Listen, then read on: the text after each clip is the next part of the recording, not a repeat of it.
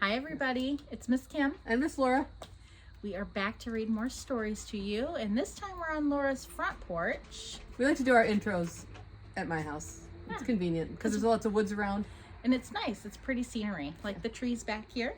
And it's not cold yet. We're still in sweatshirt season, but it's not cold yet. No snow yet. No, that's true. Yeah, so that's nice. But today we're reading about not wild animals. Woodland animals. Woodland animals, thank you. Well, they could be wild because they're living in the woods. Yeah. Well, and we thought this was a great place to do it because of the trees. And Laura's house is surrounded by lots of trees, and she gets a lot of critters that wander through. Just a few. We've got deer and turkeys. You have that huge family of turkeys. Yes, we had 13, 14 turkeys walking down the driveway in single file. That's always fun to see. And woodchucks. Oh, or woodchucks as we call them at my house. Yeah. And the wild cat that lives next door that likes to hang out, and my dogs can hear him all the way down the driveway. Yeah. He likes to sit up there at the top. It's a very cute cat.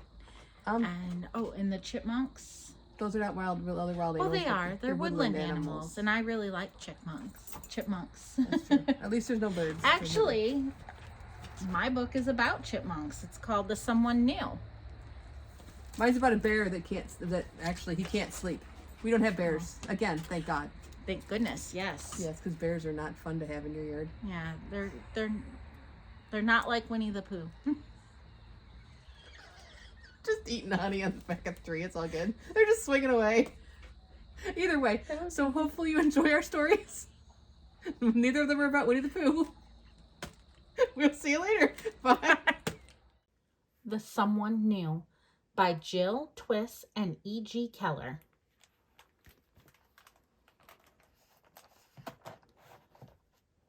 When Jitterbug woke up, she could already tell. Something was new. Jitterbug was a careful chipmunk. She liked it when things stayed the same. When something was new, she got a little quiver in her tummy.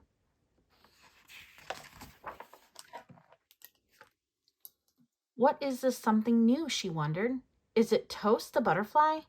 No, she is flitting from flower to flower, sharing her important thoughts like every other day. Hello, hello, hello, shouted Jitterbug. Hello, Jitterbug, said Toast. Did you know that a group of butterflies is called a kaleidoscope? Whoa, that was good information, but it was not the something new. Jitterbug kept looking. Is it Geezer the goose or Duffles and Nudge the otters? She wondered. No, they are splashing in the river just like always. Hello, hello, hello, shouted Jitterbug. Honk, honk, honk, said Geezer, who sounded grouchy even when he wasn't. Good day to you, Jitterbug, said Duffles. Did you hear the thunderstorm last night? It just, said Nudge. Missed our forest, said Duffles. Whoa, that was good information. But Duffles and Nudge were best friends. They always finished each other's thoughts. That was not the something new. Then Jitterbug saw something she had never seen before.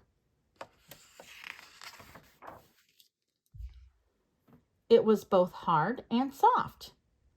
It was both round and even more round. It was something new. No, wait. It was someone new. And that someone new was moving toward them very slowly. Hello, hello, hello, Jitterbug said nervously. Jitterbug's tummy was doing some pretty big-time tummy quivers. Hello, said the someone. My name is Pudding. Hello, Pudding, said Toast. Did you know that butterflies taste with their feet? Hello, and how do you do, said Nudge. Excuse us for asking, said Duffles, but what exactly are you, whispered Nudge.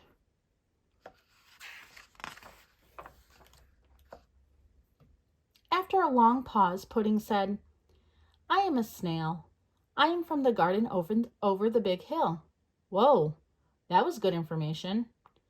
Jitterbug had never seen a snail before. A snail was definitely someone new. Why did you leave your garden and come here? Asked Jitterbug. Pudding did not answer right away. If there was one thing Jitterbug had learned about snails, and so far there was only one thing Jitterbug had learned about snails, it was that they answered questions very slowly.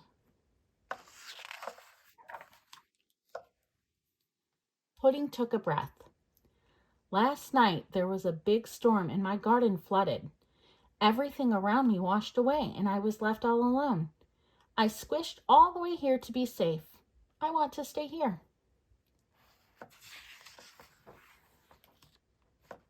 With us? Said Jitterbug cautiously. In our forest? Pudding nodded. But, said Jitterbug, thinking aloud. But what if there are not enough acorns for all of us? What if everyone decides that squishy snails like Pudding are nicer than furry chipmunks like me? What if everything is different? Jitterbug's tummy quivers were turning into tummy cartwheels. Pudding had just opened his mouth to answer when... Pudding, I'm very sorry for your home, but you cannot stay here, Jitterbug blurted out. Pudding looked at Jitterbug, looked back toward his old garden, and then quietly began to squish back the way he had come. Everything was going to stay the same. Jitterbug's tummy relaxed until...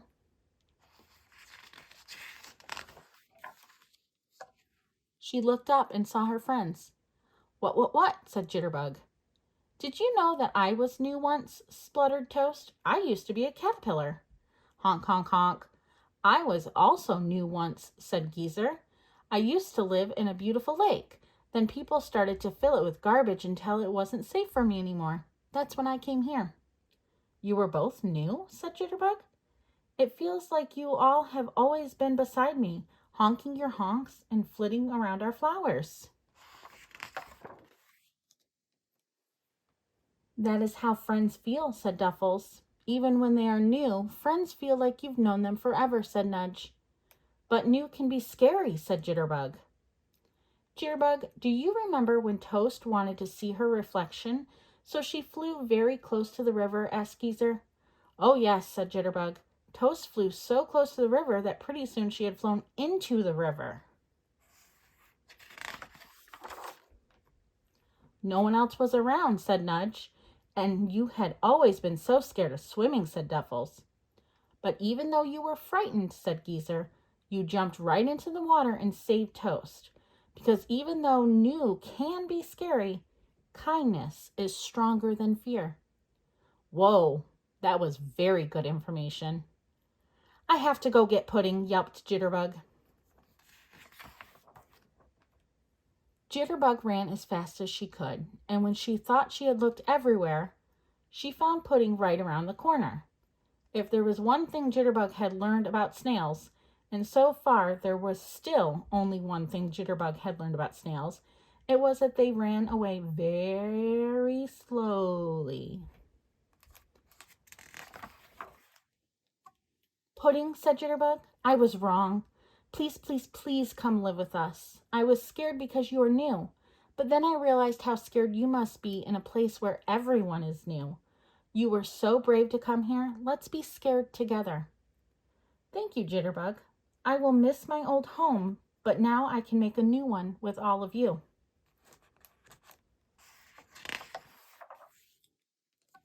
And Pudding stayed, because kindness is stronger than fear. And sometimes it takes very special friends to be brave enough to tell you you were wrong. Pretty soon it felt like Pudding had been there forever. Now there were many things Jitterbug knew about snails. She knew that they were strong and brave and smart and kind.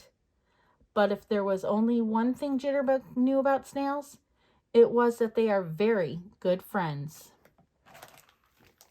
The end. Bear Can't Sleep by Karma Wilson.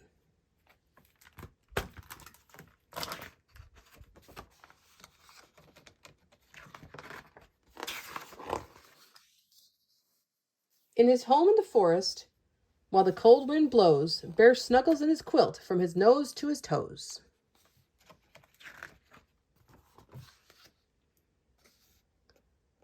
While the snowflakes fall and the drifts pile high, Bear tosses and he turns, Bear moans and he sighs.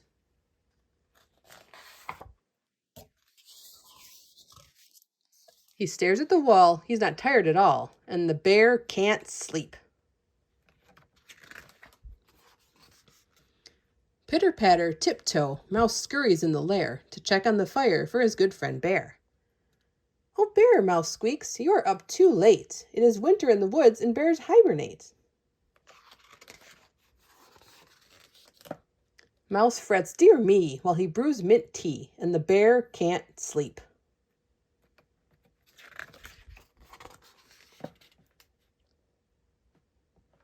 Bear is counting sheep. 1, 2, 3, 4, when Badger and Hare tumble in through the door. Oh, Mouse, says Hare, we were just out walking. Bear should be asleep, but we both heard him talking.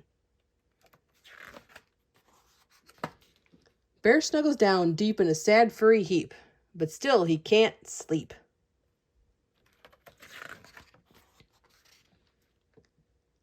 Mouse turns down the lamp. Badger builds the fire up. Hare pours warm milk into Bear's tin cup. Then Gopher and Mole tunnel up to the lair. Mole frets and he fusses. It's bedtime for bears.